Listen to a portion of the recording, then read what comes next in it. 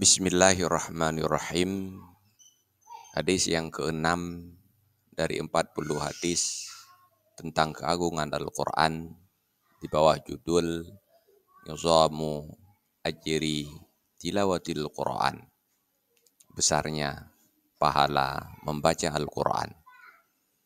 Hadis diterima dari Abdullah bin Mas'ud radhiyallahu anhu. Beliau berkata, qala Rasulullah sallallahu alaihi wasallam, telah bersabdalah Rasulullah sallallahu alaihi wasallam, man qara'a harfan min kitabillahi falahu bihi hasanatun.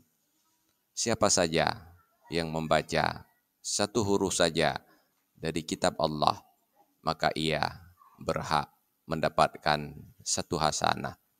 Wal hasanatu bi asyri amsaliha, dan hasanah itu dilipat gandakan menjadi 10 kali lipat. La aqulu alif lam mim harfun walakin alifun harfun walamu harfun wa mimun harfun.